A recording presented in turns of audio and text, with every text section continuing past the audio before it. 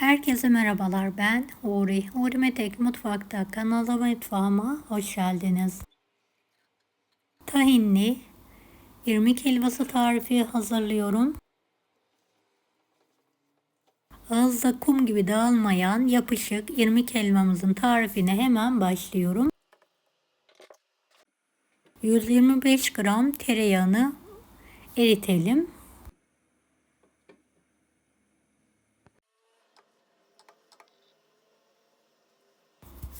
Evet, gördüğünüz gibi eridi ve ısındı. 2 su bardağı öğütücüde çektiğim irmiği ekliyorum. Birlikte kısık ateşte sabırla kavuralım.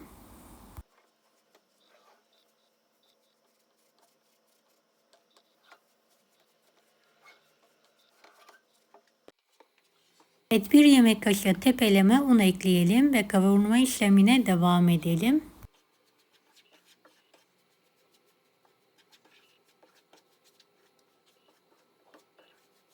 Beni hangi ülkeden veya şehirden izliyorsunuz merak ediyorum. Yoruma yazarsanız sevinirim.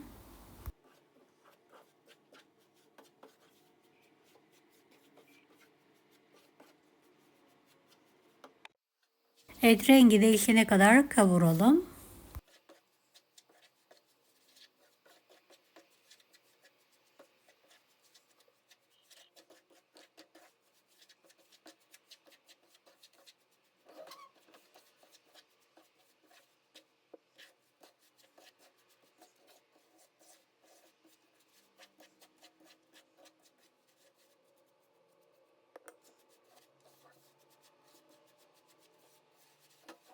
Evet, gördüğünüz gibi rengi değişti. Üzerine göz kararı ince çekilmiş fındık ekliyorum ve birlikte bir miktar daha kavuruyorum.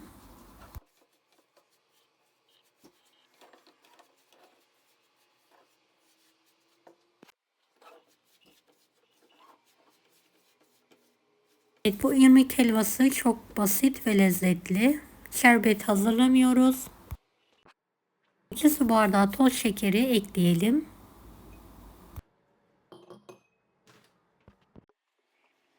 Evet, birlikte şöyle şeker hafif bir şekilde eriyene kadar kavuralım.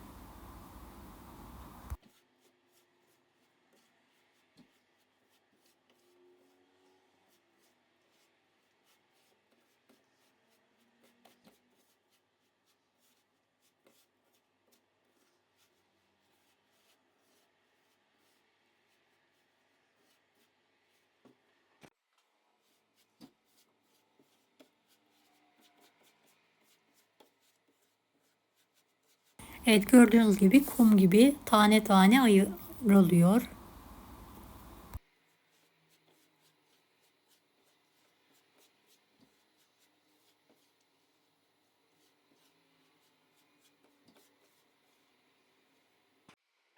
Evet, üzerine 2,5 su bardağı soğuk sütü yavaş yavaş ekleyerek kısık ateşte karıştırarak kavuralım.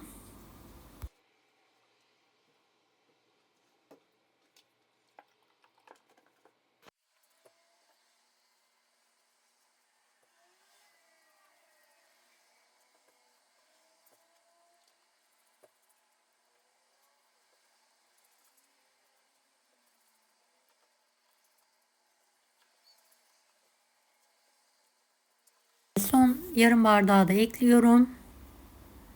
Daha sonra altını açıyorum.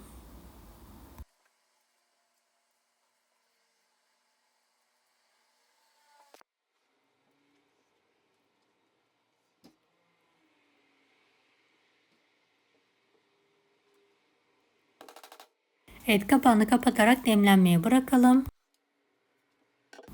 Evet, 10 dakika dinlendirilmiş helvayı tekrardan karıştırıyorum. Gördüğünüz gibi tamamen suyunu çekmiş.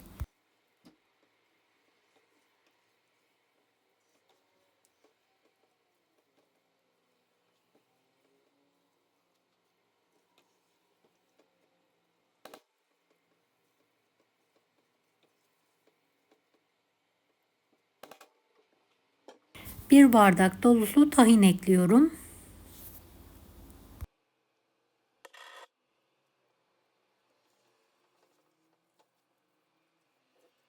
Ocağımız kısık olacak şekilde ayarlayalım ve kavurma işlemine devam edelim.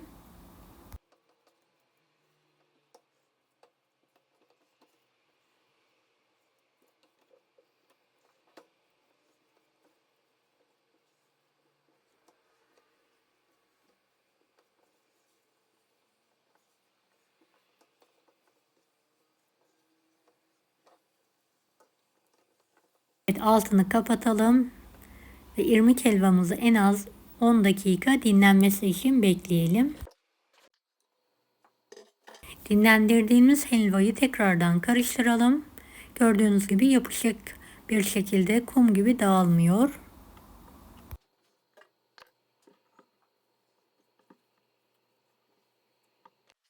Dilerseniz kaşıkla dökerek servis yapabilirsiniz. Dilerseniz de kalıplara dökerek farklı şekiller verebilirsiniz.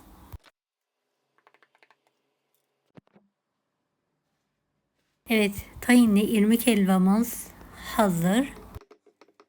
Deneyecek olan herkese şimdiden kolaylıklar dilerim. Allah'a emanet olun. Hoşça kalın.